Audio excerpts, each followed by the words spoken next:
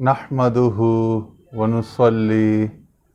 ونسلم على سيدنا مولانا محمد رسوله النبي الكريم اما بعد۔ اچھا جی، آج ہم کتاب الاسفار کا جو چیپٹر نمبر 15 ہے، سفر السعی علی العائلہ، اس کی تیسری اور ممکنہ طور پر آخری نشست آپ کے سامنے پیش کر رہے ہیں۔ گزشتہ 2 نشستوں میں ہم جہاں پہنچے تھے آج وہیں سے سلسلہ جوڑتے ہیں۔ فرماتے ہیں وَاعْلَمْ أَنَّ كُلَّ خَيْرٍ فِي السَّعْيِ عَلَى الْغَيْرِ وَالسَّعْيُ عَلَى الْأَهْلِ مِنْ ذَلِكَ وَشَرْفُ الْأَهْلِ بِشَرَفِ مَنْ يُضَافُ إِلَيْهِ۔ اتنا ہم نے حصہ پڑھ لیا تھا۔ کہتے ہیں کہ جان لے اچھی طرح کہ بے شک تمام خیر بھلائی خوبی جو ہے وہ دوسروں کے لیے بھاگ دوڑ کوشش کرنے میں ہے، اور اس بھاگ دوڑ کوشش میں سب سے زیادہ انسان کے جو اہل خانہ ہیں، الاقرب فالاقرب، کہ جو قریب تر ہے، جس کا رشتہ سب سے قریب ہے، جو امیجیٹ آپ کا رشتہ ہے، بیوی، بچے، ماں باپ، اور اس کا بہن بھائی، اور پھر چاچا ماموں، خالہ، کزنز، ایکسٹینڈیڈ فیملی رشتے، ٹھیک ہے نا۔ تو یہ اس طرح سے، تو جو الاقرب فالاقرب، جو سب سے زیادہ قریب، جس کا سب سے زیادہ حق ہے، اس کا سب سے زیادہ حق ہو گیا ان غیروں میں سے۔ یعنی غیر سے مراد یہاں پہ یہ ہے کہ اللہ کے سوا، ما سوا یعنی مخلوق میں سے، اور دوسرا اپنی ذات کے سوا، دونوں لحاظ سے اس کو غیر کہا جا رہا ہے، دونوں اضافتوں، دونوں نسبتوں سے نا، تاکہ انسان کے تحت الشعور میں، لاشعور میں، ہر جگہ، ہر لیول پر، ہر سطح پر اس کے شعور میں، لاشعور میں، تحت الشعور میں، فہم میں، ادراک میں، فکر میں، یقین میں، اور مطمئن نظر میں، ہر جگہ میں اپنی ذات کی جو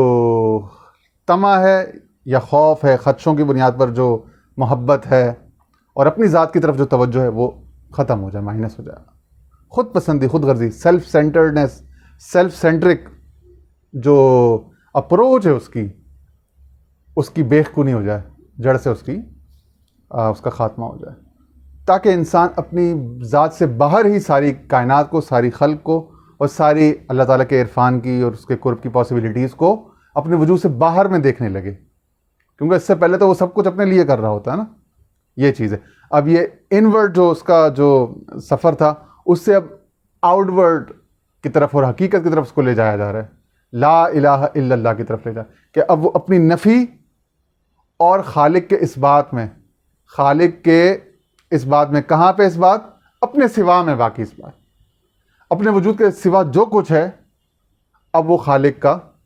قرب، خالق کا انوار، اس کے تجلیات، اس کے رستے کے زینے بن گئے۔ ٹھیک ہے جی۔ اور کہتے ہیں کہ اہل کا شرف اس سے ہے جس کی طرف اس کو مضاف الیہ کیا گیا۔ چنانچہ بات ہوئی تھی تفصیل سے کہ اہل اللہ ہیں، تو اللہ کو جتنا شرف اور عظمت ہے، اسی کے بقدر اس کے اہل کو شرف ہوگا۔ الکتاب کو جو شرف ہے، اس کے بقدر اس کے تناسب سے اس کے اہل کو شرف ہوگا۔ سنت کو جو شرف ہے، حدیث کو جو شرف ہے، تو اہل السنہ کو، اہل الحدیث کو، اہل الفقہ کو، اہل التصوف کو، اسی جو مضاف الیہ ہے، جس کی طرف اہل منسوب ہے، جس کے وہ اہل ہیں، تو اس حساب سے اس کو، اس کے شرف میں، عزت میں وہ حصہ دار ہوتے جائیں گے۔ اور یہیں پہ ایک عمومی بات کہ نبوت کا دروازہ بند ہو چکا، ختم نبوت، خدائی تو خدا کے سوا کسی کو ملی نہیں، اور نہ اس کی کسی نے، سوائے فرعون، شداد، چند لوگوں کے صحیح معنوں میں کسی نے اس کا دعویٰ کیا۔ نبوت کا سلسلہ سرکار دو عالم خاتم النبیین حضرت احمد مجتبیٰ محمد مصطفیٰ صلی اللہ علیہ وسلم پر ختم ہو گیا۔ صحابی صرف وہ ہوئے جو حضور علیہ السلام کی ظاہری صحبت میں، ایمان کی حالت میں، جنہوں نے ان کی زیارت کی، اور ایمان ہی کی حالت میں دنیا سے وہ فوت ہوئے، وہ صحابی ہو گئے۔ اب نبوت کا خاتمہ ہو گیا، صحابیت کے شرف کا خاتمہ حضور علیہ السلام کے جو آخری صحابی کا انتقال ہوا 100 ہجری میں یا 110 ہجری میں، جب بھی ہوا، وہاں پہ صحابیت کا شرف بھی ختم ہو گیا، زمین سے منقطع ہو گیا، اٹھ گیا۔ اب صحابہ کرام اعلیٰ علیین میں، مقام ارواح میں، عالم ارواح میں، وہاں عالم مثال میں، وہاں تشریف لے گئے۔ تو ان دو اشراف کے سوا،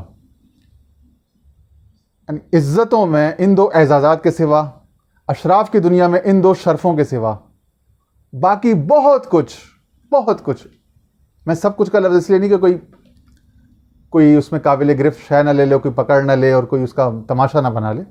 لیکن بہت کچھ کھلا ہے انسان کے لیے، بہت کچھ ہر دور کے. طوبیٰ لمن رآنی ولمن رآ من رآنی ولمن رآ من رآنی، ٹھیک ہے، الی 7 مرات،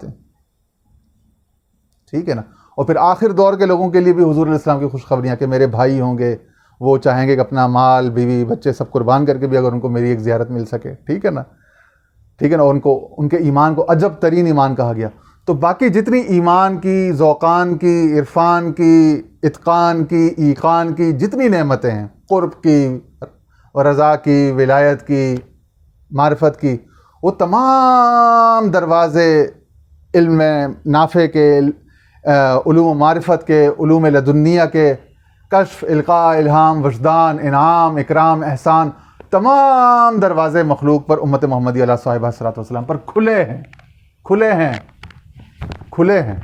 اور جس طرح رات کا جب آخری پہر آتا ہے نا، حتی مطلع الفجر، تو رات کے آخری پہر میں اللہ تعالیٰ آسمان دنیا تک میں اپنے انوار و تجلیات کے ساتھ نزول جلال فرما لیتا ہے، بہت قریب انسان کے، وہ تمام حدیثیں اس پر شاہد ہیں. تو اسی طرح جب امت کا بھی آخری وقت ہوگا، شیخ اکبر نے یہ جو ان کی دوسری کتاب ہے مشکات الانوار فیما روی عن اللہ من الاخبار، 101 حدیث قدسی کے نام سے، تو اس میں انہوں نے وہ حدیث لے کر آئے، اس پر شرح کی ہے انہوں نے.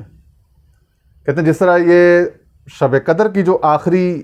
ساعت اور فجر کے بعد کی جو ساعت ہے وہ سب سے اونچی ہے، اسی طرح امت میں جو قرب قیامت کا اور آخر کا وہ جو وقت ہوگا وہ سب سے اعلیٰ احوال اور اونچے مراتب کا ہوگا، اونچی روحانیت. اور پہلے ہم لوگ اسی کتاب الاسفار کے چیپٹر 1 یا 2 کی جو سیشن ہمارا 8 یا 9 تھا، جس میں ہمارے ساتھ ہمارے صوفی صاحب تشریف فرما تھے، تو اس سیشن میں بھی بہت تفصیل سے بات ہوئی تھی کہ قرب قیامت میں کس طرح سے، اور جس کو لوگ پرفتن دور، فتنوں کا دور کہتے ہیں،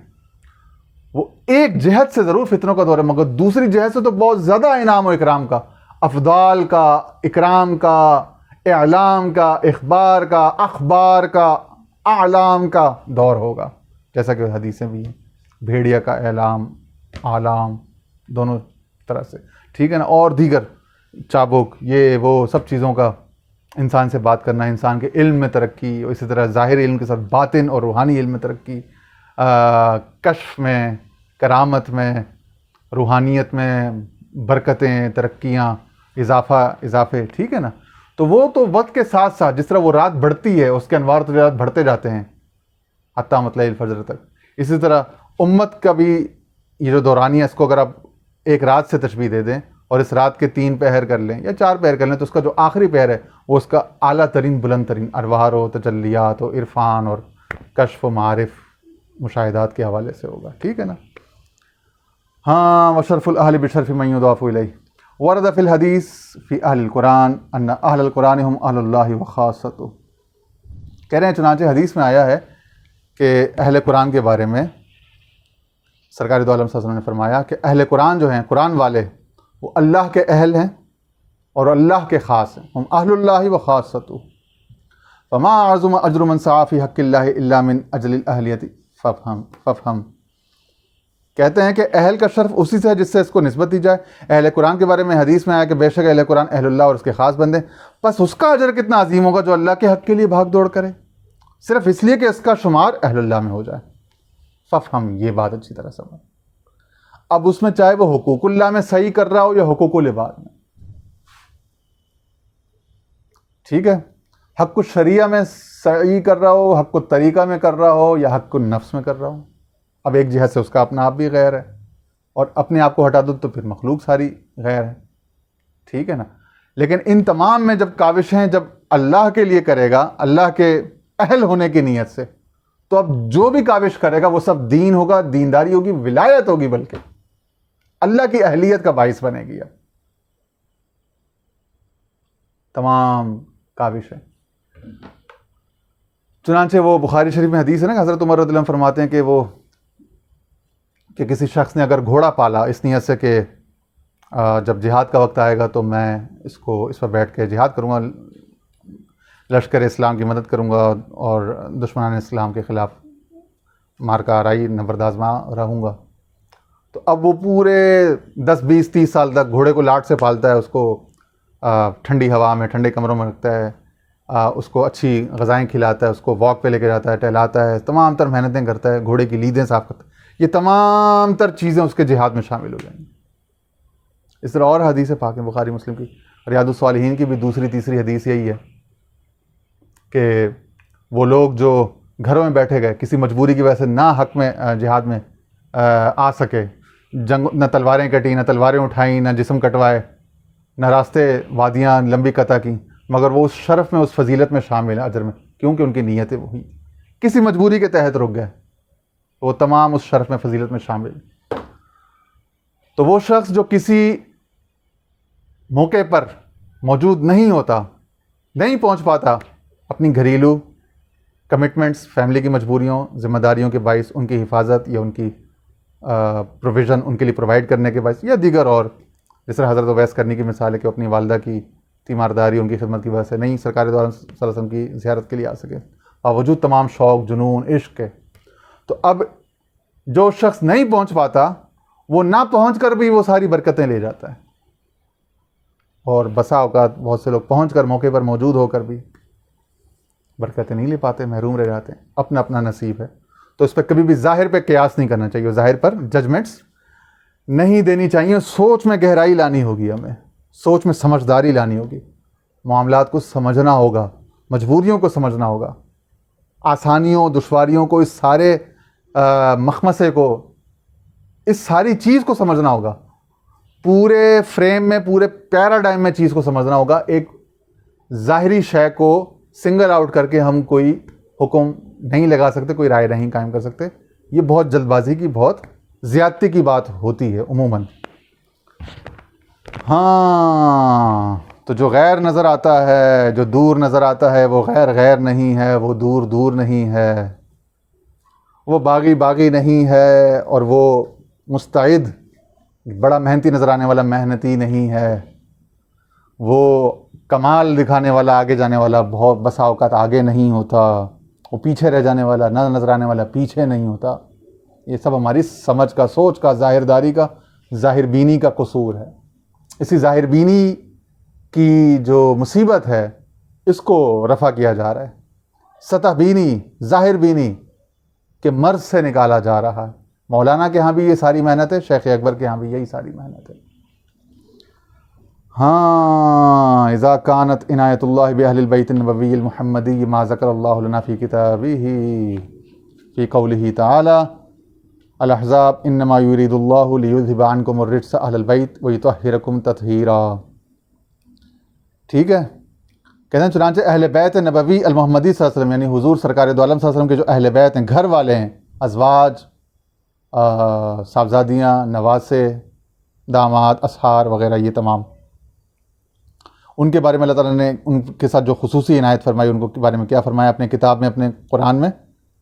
انما یرید اللہ, کہ بے شک اللہ تعالیٰ کا ارادہ تو یہی ہے, لیذھب عنکم الرجس اہل البیت, اے اہل بیت تم سے تمام تر پلیدی ناپاکی ہٹا دے, ویطہرکم تطہیرا, تمہیں خوب اچھا پاک صاف ستھرا کر دے. اور یہاں پہ حکمی اہل بیت بھی, ایک تو حقیقی اور نسبی اہل بیت ہے نا, ایک حکمی ہے. حکمی کون ہے؟ جس طرح حضرت سرکار دو عالم صلی اللہ علیہ وسلم نے فرمایا حضرت سلمان فارسی رضی اللہ عنہ کو, وہ تو فارسی مجوس نسل کے یا عیسائی مذہب سے آئے تھے, پھر وہ مسلمان ہوئے, صحابی ہوئے, سب چیزیں. ان کا بیک گراؤنڈ کیا تھا؟ فارس سے, ایران سے اٹھ کے آئے تھے آخری نبی کی اس میں, اپنے راہبوں سے اور دیگر جو بڑے تھے ان سے پوچھتے پوچھاتے. مگر آپ صلی اللہ علیہ وسلم نے ایک موقع پر خوش ہو کے, غالباً غزوہ احزاب کا جب ان کا خندق کھودنے کا مشورہ ہے, تو آپ صلی اللہ علیہ وسلم نے ان کو فرمایا کہ سلمان ہوں میں اہل بیتی, سلمان میرے اہل بیت میں سے. تو یہ اعزازی اہل بیت ہو گئے, حکمی اہل بیت. اسی طرح اولیاء اللہ اور رفا کے ہاں یہ ہے, اور اسی پر قیاس کرتے ہوئے, اور شیخ اکبر نے بھی سلمان اور یہ سب پر بات کی فتوحات مکیہ میں بڑے تفصیل سے. کسی موقع پہ انشاءاللہ ہم اس چیپٹر کو فتوحات مکیہ سے, سلمان اور اہل بیت والا, وہ سارا بھی انشاءاللہ آپ کے سامنے اللہ تعالیٰ کے فضل و کرم سے. آپ دعا فرمائیں حضور خواجہ ابو الخیر پیر عبداللہ جان صاحب رحمۃ اللہ علیہ کے فیضان نظر سے, ان کی توجہات سے, ان کی دعاؤں سے انشاءاللہ وہ بھی آپ کے سامنے لے آئیں گے کسی دن. تو اولیاء اللہ, اللہ کی ولایت, اللہ کے اہل, تو وہ رسول کے بھی تو اہل ہوں گے نا. چنانچہ وہ بھی حکمی طور پر اعزازی، جس طرح اعزازی پی ایچ ڈی کی ڈگری ہوتی ہے، اعزازی پروفیسر ہوتا ہے، اس طرح اعزازی طور پر وہ لوگ بھی اہل بیت میں داخل ہوتے ہیں حکم کے، اس کے وائڈر اپلیکیشن میں، وسیع تر اس کی جو اطلاق ہے اس ٹرم کا، اس کا پہلا اطلاق نہیں، اس کا پہلا اطلاق اور اس کا پہلا مصداق اول وہ حضور علیہ السلام کے یہ 5 تن ہیں، بشمول حضور سرکار دو عالم صلی اللہ علیہ وسلم کے، مولا علی مشکل کشا، سیدہ کائنات سیدہ فاطمہ الزہرا سلام اللہ علیہ بطول، پھر امام حسن مجتبیٰ علیہ الصلوۃ والسلام، اور پھر امام عالی مقام امام شہید کربلا امام حسین علیہ الصلوۃ والسلام۔ 5 ہستیاں، 5 تن پاک،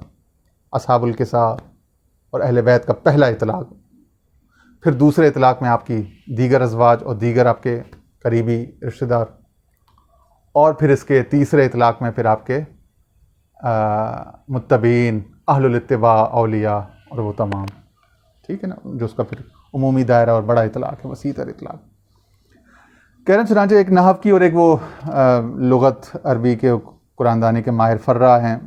اور ان سے پوچھا گیا کہ ریٹس کیا ہے، تو انہوں نے کہا قذر ہے، یعنی ناپاکی ہے، پلیدی ہے۔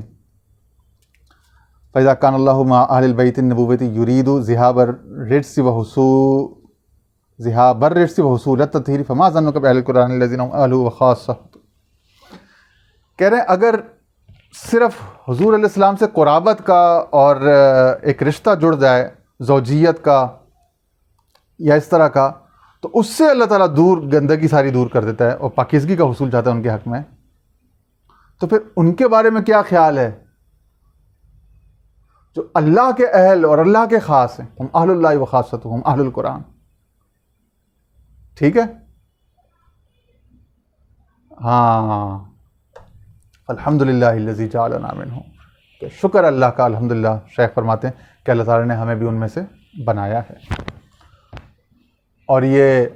محقق قول، یہ مطلب تحقیق اور مشاہدہ اور بصیرت کی بنیاد پر وہ فرما رہے ہیں۔ وَأَقَلُّ الْأَهْلِيَّةِ فِي ذَلِكَ حَمْلُ حُرُوفِهِ مَحْفُوظَةً فِي الصُّدُورِ، اور کہہ رہے ہیں اس اہل قرآن ہونے یا اہل اللہ ہونے کی جو قلیل ترین اہلیت ہے نا، اس کی کوالیفیکیشن ہے، قلیل اس کا جو کم سے کم معیار ہے وہ یہ ہے سینوں میں قرآن کے الفاظ کو حفظ کرنا، ان کو یاد رکھنا۔ ایک فَإِن تَخَلَّقَ بِمَا حَمَلَ وَتَحَقَّقَ بِهِ وَكَانَ مِن صِفَاتِهِ فَبَخِّنَ لَا بَخِّنَ، اور پھر اس پر بڑھتے بڑھتے نور علی نور، اب یہ درجے بڑھتے جا رہے ہیں۔ پہلا اس کا حفظ کرنا، اس کا کچھ حصہ یا مکمل حصہ اس کا سینے میں ہونا، ٹھیک ہے؟ پھر اس سے تخلق، کہ آپ کی صفات پر اس کی صفات کا رنگ آ جائے، آپ کی صفت میں دل کی سختی دور ہو جائے، نرمی رقت آ جائے۔ قرآن رنج، رقت اور اس طرح کی کیفیات کو چاہتا ہے، ٹھیک ہے نا، رحم کو، کرم کو، سخاوت کو، جود کو، وسعت ظرف کو، وسعت عقل کو، غور و فکر کائنات کو، وسعت خلق کو، اس کو چاہتا ہے۔ تو اگر تخلق یعنی اس کا جو اخلاق ہیں وہ آپ کے اخلاق پر اپنا رنگ چھوڑتے جائیں، رنگ چڑھاتے جائیں، تو یہ ہو گیا تخلق۔ وہ تحقق کا بھی، اور اگر یہ آپ کی حقیقت بن جائے قرآن، جیسا کہ سیدہ عائشہ صدیقہ رضی اللہ تعالیٰ عنہا کی حدیث ہے کہ آپ سے پوچھا گیا کہ حضور علیہ السلام کے بارے میں کہ ان کا خلق یا اخلاق کیسا تھا، تو آپ رضی اللہ تعالیٰ عنہ آپ نے فرمایا کہ کان خلقہ القرآن، تم نے قرآن نہیں دیکھا، بس جو آپ کا اخلاق تھا وہ قرآن تھا، اور جو قرآن تھا وہ آپ کا اخلاق تھا۔ یہ تھا وہ مقام تحقق کا۔ وَكَانَ مِن صِفَاتِهِ، اور پھر وہ اس کی صفات میں شامل ہو جائے، یعنی اس کی تعلیمات شامل ہو جائیں، اور جو جن صفات کو وہ طلب کرتا ہے وہ مطلوبہ صفات انسان میں پیدا ہو جائیں۔ تخلق، تحقق اور قرآن کا اس کا صفت ہو جانا، یہ آخری ترین درجہ ہے۔ تیسرا فَبَخِّنَ لَا بَخِّنَ، تو یہ سونے پر سہاگا ہے، نور علی نور ہے، کیا ہی بات ہے۔ ہاں، وَلَقَدْ بَلَغَنِي عن ابی العباس الخشاب من اصحاب ابی مدینہ بمدینۃ فاس ان رجلا دخل علیہ بیدہ کتاب من کتب الطریق فقرأ علیہ ما شاء اللہ ابو العباس ساکت فقال له الرجل یا سیدی لم لا تتکلم لی علیہ فقال له الاب فقال له ابو العباس اقرأني فعزم على الرجل هذا الكلام فدخل على شيخنا بمدين فقال له يا سيدنا كنت عند ابي العباس الخشاب وقرأت عليه كتابا في رقائق ليتكلم لي عليه فقال لي اقرأني فقال الشيخ صدق ابو العباس. اچھا کہہ رہے ہیں میرے پاس ایک اطلاع آئی ہے، ہم تک یہ بات پہنچی ہے کہ شیخ ابو العباس الخشاب جو بہت بڑے بزرگ تھے اور میرے مرشد حضرت ابو مدین کے اصحاب میں سے، ان کے ہم زمانہ، ان کے دوستوں میں سے تھے، فاس شہر میں، یہ مراکش میں، مراکو میں سنا ہے کہ ہے. وہاں پہ ایک شخص آیا اور اس کے ہاتھ میں طریقت کی، تصوف کی کتابوں میں سے کوئی کتاب تھی، اور اس نے آ کے حضرت شیخ ابو العباس الخشاب کے اوپر وہ کتاب پڑھنی شروع کر دی. اور اس میں ابواب تھے جیسے تصوف کی کتب میں ہوتے ہیں، عارف المعارف یا رسالہ کشیری اٹھا لیں تو صدق، توکل، رضا، فقر، غنا، سخا، ٹھیک ہے نا، یہ ابواب ہوں گے نا اس میں، توکل، یقین، صدق، صبر، رضا. تو اس طرح کے ابواب اس نے پڑھنے شروع کر دیے. لیکن شیخ ابو العباس جو ہیں وہ خاموش رہے. اب جب اس نے ساری اپنی کارگزاری دکھا دی تو اس نے کہا اے شیخ، کیا وجہ ہے کہ آپ مجھ سے کلام نہیں کرتے اس بارے میں، اس ضمن میں، اس کتاب پر یا اس کے مندرجات محتویات پر؟ تو انہوں نے آگے سے کہا کہ مجھے پڑھ، اقرا نہیں. تو وہ شخص ان کو اس کی بات سمجھ میں نہیں آئی. وہ آ گیا ہمارے شیخ ابو مدین کے پاس، اور شیخ ابو مدین کے پاس عرض کی کہ یا حضور مجھے بتائیں کہ میں حضرت ابو العباس الخشاب کے پاس گیا اور ان کے پاس جا کے ایک کتاب پڑھی رقائق میں سے، یعنی تصوف کی، پہلے زمانے میں زہد یا رقائق بھی کہتے تھے اس کو، تاکہ وہ مجھ سے کوئی بات کریں، اس پر کلام کریں، اس کی شرح کریں، اس پر مجھ سے بات نکلے. تو کہتے ہیں وہ مجھے آگے سے خاموش رہو، پھر آگے سے مجھے کہتے ہیں مجھے پڑھ. تو کہتے ہیں میرے شیخ ابو مدین نے کہا کہ بھائی وہ صحیح تو کہتا ہے، صدق ابو العباس، اس نے صحیح کہا، علی ما کان یحوی ذلک الکتاب، ٹھیک ہے نا. تو کہتے ہیں پھر میرے شیخ نے پوچھا کہ اعلیٰ ما کان یحوی ذلک، کہتے ہیں وہ کتاب کن محتویات پر مشتمل تھی، کیا کانٹینٹ تھا اس کا، کن مضامین پر تھی؟ فقال، تو کہتے ہیں اس شخص نے جواب دیا علی الزہد والورع والتوکل والتفویض وما یقتضیہ الطریق الی اللہ. کہہ رہے ہیں زہد، ورع، توکل، تفویض اور جو کچھ اللہ کے طرف جانے والے رستوں میں جو چاہیے ہوتا ہے ان تعلیمات پر مبنی ہے، مشتمل تھی. فقال له الشیخ، تو کہتے ہیں اس شخص سے میرے شیخ نے کہا فَإِذَا كَانَتْ أَحْوَالُ الْخَشَّابِ جَمِيعُ مَا يَحْوِي عَلَيْهِ ذَلِكَ الْكِتَابُ وَلَمْ تَتَّعِظْ بِأَحْوَالِهِ وَلَا تَخَلَّقْتَ بِشَيْءٍ مِّن ذَلِكَ فَمَا فَائِدَةُ قِرَاءَتِكَ عَلَيْهِ وَسُؤَالِكَ أَن يَتَكَلَّمَ لَكَ وَقَدْ وَعَظَكَ بِحَالِهِ وَأَفْصَحَ فِي ذَلِكَ وَنَصَحَ فَخَجِلَ الرَّجُلُ وَانصَرَفَ. کہہ رہے میرے شیخ نے اس نے کہا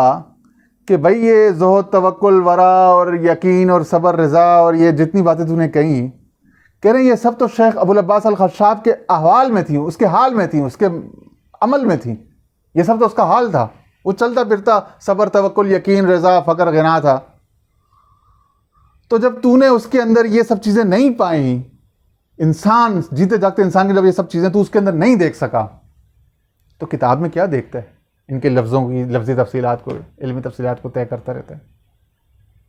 وہ اس کے اندر عملاً، حالاً، قولاً، مقاماً موجود تھی، تجھے نہیں نظر آئی، تو تجھے کتاب میں کیا نظر آئے گا، وہ کتاب سے کیا ملے گا؟ جب تو نے اس زندہ شخص سے جو صبر، توکل، رضا، فقر، غنا اور ان تمام چیزوں کا جو طریق اللہ میں، طریقت میں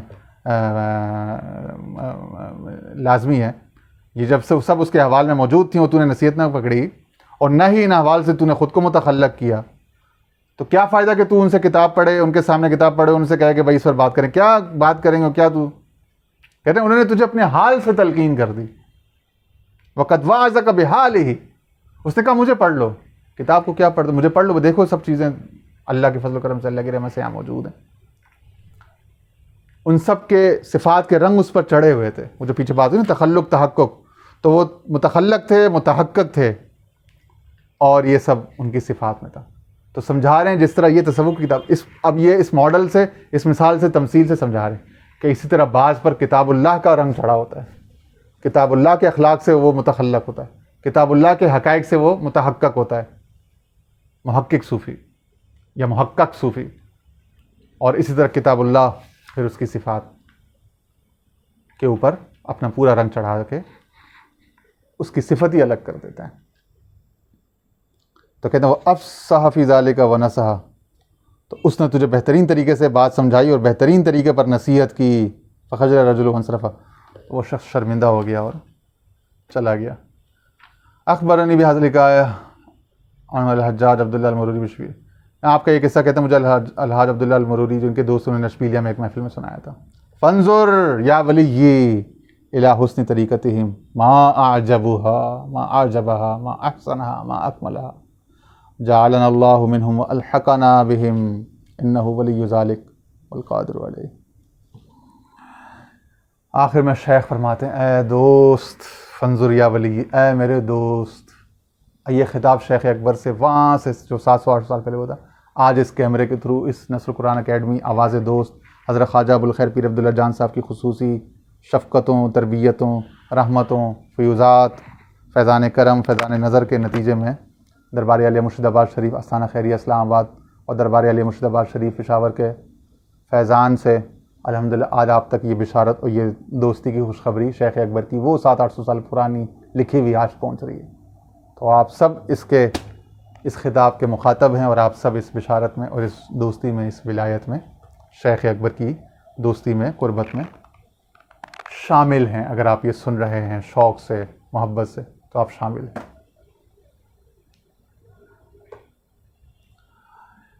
فانظر یا ولی الی حسن طریقتہم ما اعجبہا، اے میرے دوست دیکھ